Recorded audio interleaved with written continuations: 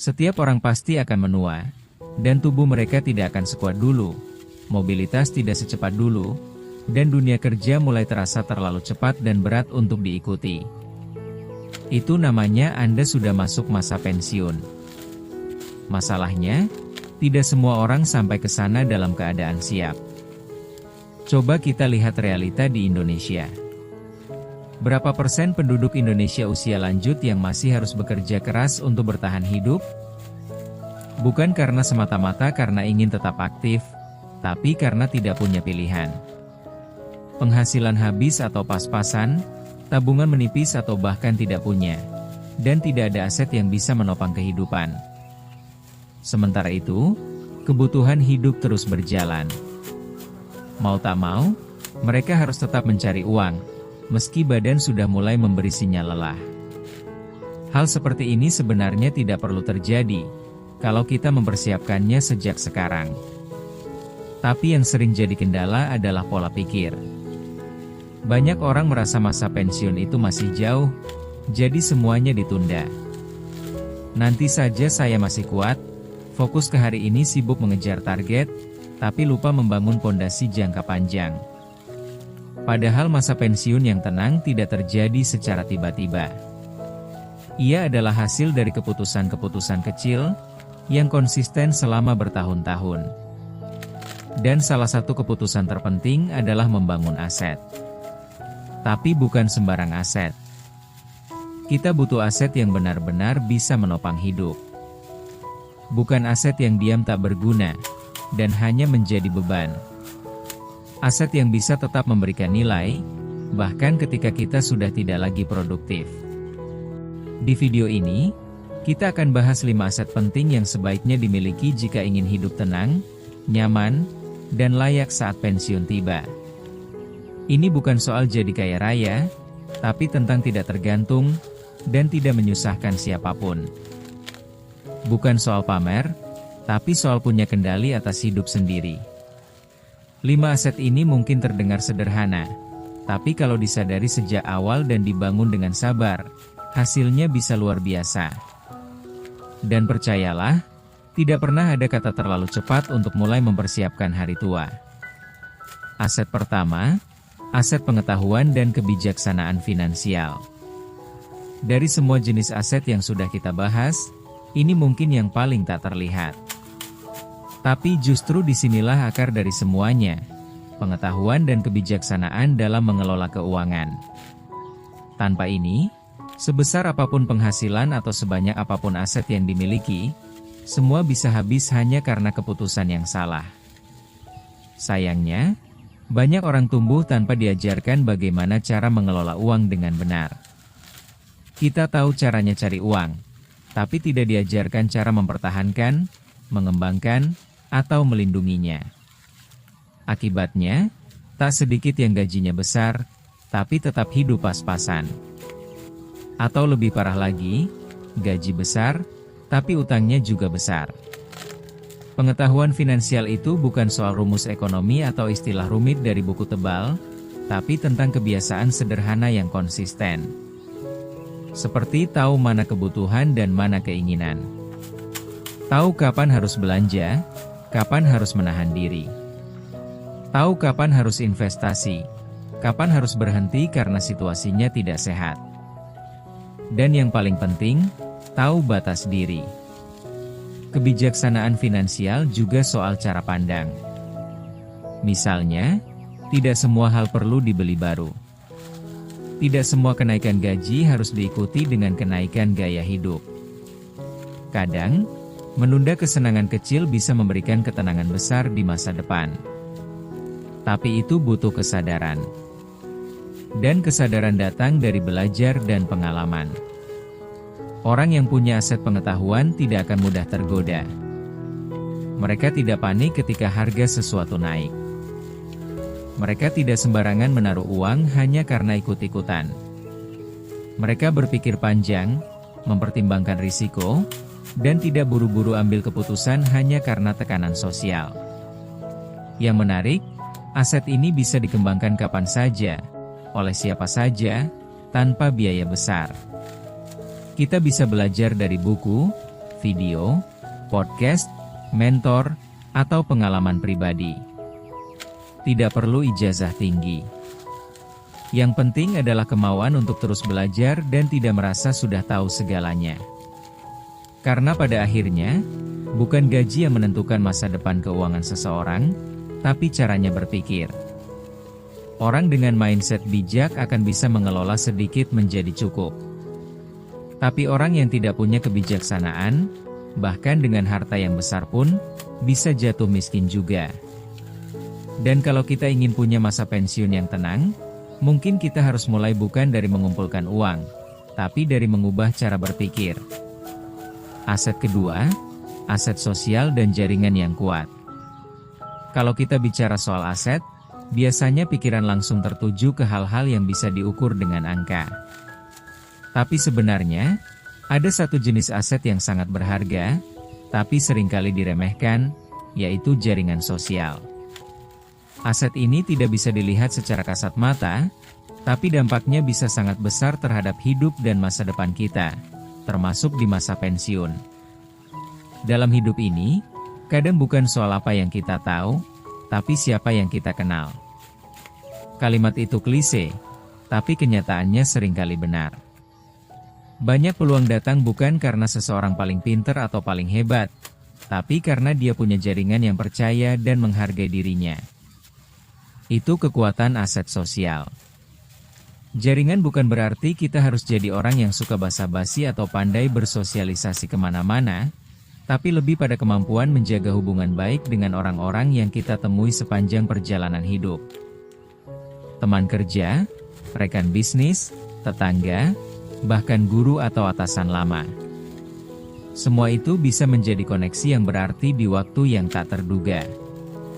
Di masa pensiun nanti, jaringan yang kuat bisa membuka peluang untuk kerja sampingan, kolaborasi usaha, atau bahkan hanya untuk mendapat informasi yang bernilai.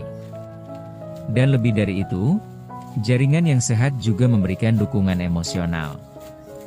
Karena semakin tua, yang kita butuhkan bukan hanya uang, tapi juga rasa dihargai dan didengar. Tentu, membangun aset sosial ini tidak bisa dilakukan secara instan. Butuh waktu, kejujuran, dan integritas. Kita tidak bisa berpura-pura ramah hanya karena ingin sesuatu. Jaringan yang kuat dibangun dari karakter. Dari konsistensi kita dalam bersikap baik, membantu orang lain tanpa pamrih, dan tetap rendah hati meskipun kita berada di posisi yang lebih tinggi. Dan yang sering terlupakan, reputasi adalah bagian dari aset sosial. Sekali kita dikenal sebagai orang yang bisa dipercaya, nama kita akan berjalan lebih cepat dari langkah kaki kita sendiri. Tapi kalau sebaliknya, reputasi yang rusak bisa membuat peluang menjauh, bahkan ketika kita sedang sangat membutuhkannya. Jadi kalau hari ini kita merasa belum punya banyak aset secara materi, mungkin kita bisa mulai dulu dari membangun aset sosial. Karena kadang, satu telepon dari orang yang tepat bisa lebih bernilai daripada tabungan jutaan rupiah yang tidak tahu arah. Aset ketiga, aset produktif yang menghasilkan arus kas. Kalau kita bicara soal aset, kebanyakan orang langsung mikir tanah, rumah, mobil. Padahal, tidak semua aset itu benar-benar menghasilkan. Kalau tidak menghasilkan maka itu bukan aset, itu liabilitas. Bahkan, banyak diantaranya justru bikin pengeluaran makin besar. Makanya, kita perlu bedakan. Mana yang benar-benar jadi aset produktif, dan mana yang cuma kelihatan mewah tapi tidak menambah apa-apa ke dompet. Aset produktif itu sederhana. Sesuatu yang bisa menghasilkan uang secara konsisten tanpa kita harus kerja keras terus-terusan. Contohnya, rumah kontrakan, ruko yang disewakan, lahan parkir di tempat strategis, atau bahkan kios kecil yang dikelola orang lain. Mungkin kelihatannya sederhana, tapi kalau dihitung-hitung, arus kas dari aset seperti itu bisa jadi penyelamat di masa tua. Yang sering terjadi, banyak orang kerja keras seumur hidup, dapat gaji besar, tapi semua uangnya habis buat gaya hidup. Gonta-ganti kendaraan, beli barang yang nilainya turun, atau investasi bodong yang ujung-ujungnya zonk. Padahal, kalau uangnya dialihkan buat beli properti kecil yang disewakan, hasilnya bisa terus mengalir. Tidak instan memang, tapi stabil. Punya aset produktif artinya kita memindahkan posisi. Dari orang yang kerja untuk uang, menjadi orang yang uangnya bekerja untuk dirinya. Di masa muda, kita mungkin kuat kerja 2 shift. Tapi di usia pensiun, jangan harap. Dan disitulah aset produktif berperan. Ia terus menghasilkan meski kita sedang istirahat, sakit, atau bahkan sudah tidak bisa bekerja lagi. Tapi, jujur saja, membangun aset produktif bukan tanpa risiko. Bisa saja penyewa telat bayar, atau lokasi sepi. Atau bahkan tidak laku sama sekali karena persaingan. Makanya, penting juga untuk riset sebelum beli. Jangan asal beli properti karena ikut-ikutan.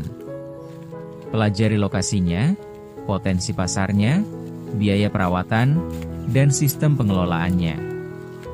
Kalau perlu, mulai dari skala kecil dulu.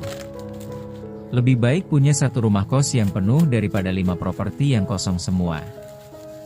Intinya begini, kita tidak perlu jadi konglomerat untuk punya aset produktif.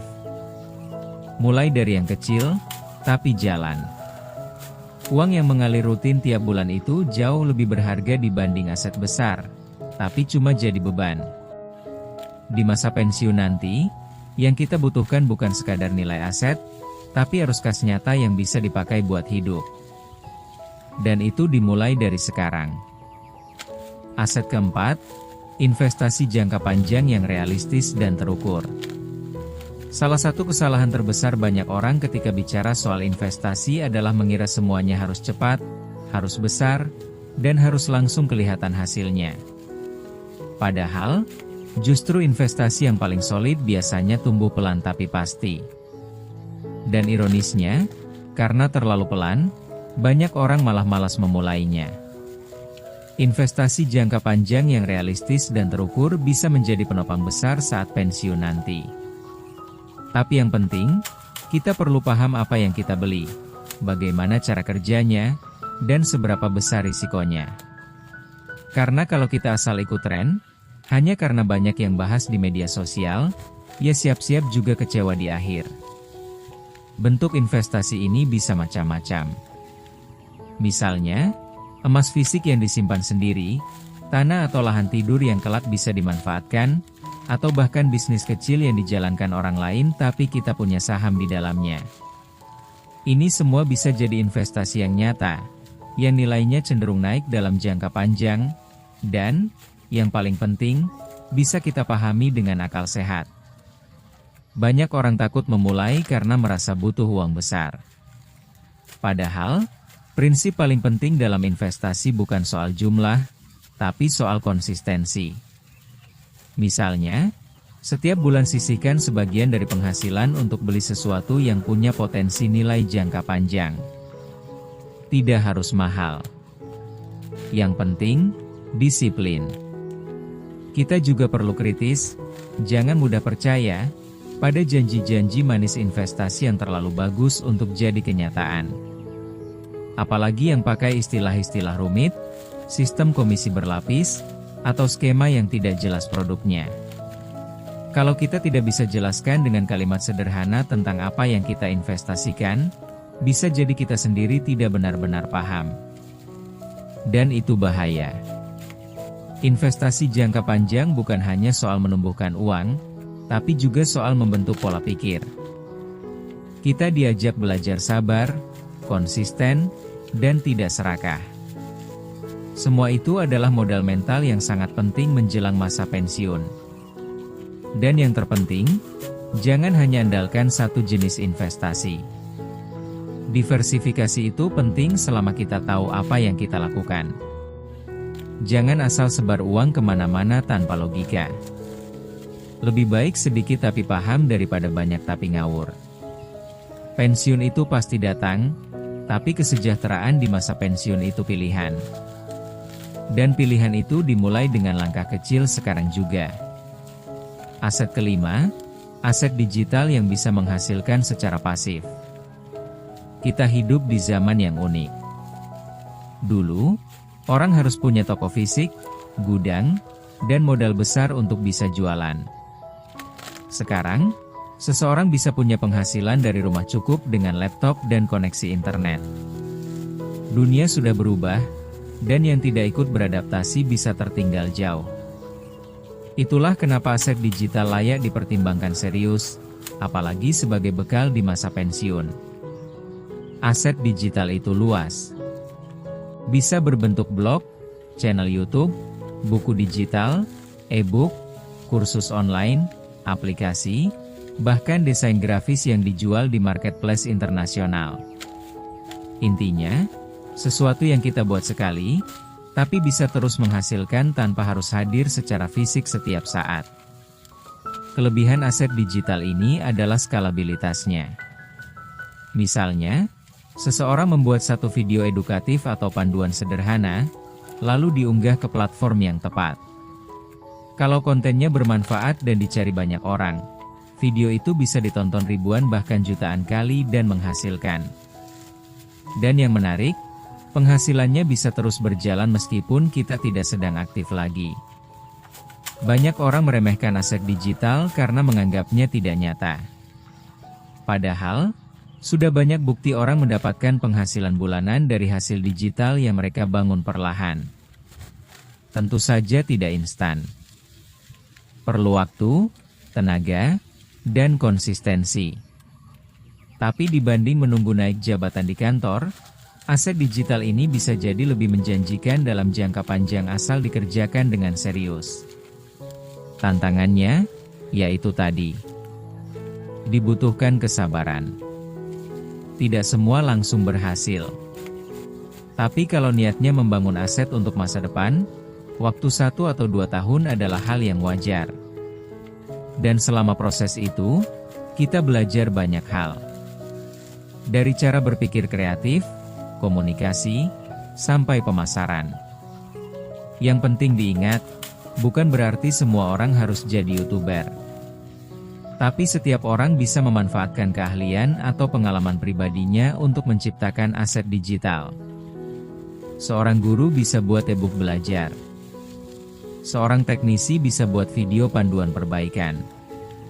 Seorang ibu rumah tangga bisa buat video memasak dan cara mengurus anak. Semua bisa dimulai, asalkan ada niat dan kemauan belajar. Kalau kita bisa membuat sesuatu sekali dan itu bisa menghasilkan berkali-kali, bukankah itu salah satu bentuk kebebasan finansial yang nyata? Dan itulah peran penting aset digital, sederhana, fleksibel, dan sangat relevan di zaman sekarang. Kesimpulannya, pensiun itu pasti datang, tapi cara kita menghadapinya adalah pilihan. 5 aset yang sudah kita bahas tadi bukan teori kosong, tapi bekal nyata yang bisa dibangun sejak sekarang. Tidak harus besar, tidak harus sempurna. Yang penting konsisten dan dimulai. Karena saat usia makin bertambah, yang kita butuhkan bukan hanya uang, tapi juga ketenangan. Dan ketenangan itu datang dari rasa aman, dari aset yang bekerja untuk kita, bukan sebaliknya.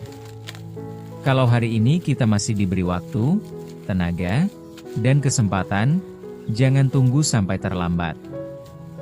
Masa depan tidak menunggu kita siap. Tapi kita bisa memilih untuk bersiap mulai hari ini, selangkah demi selangkah.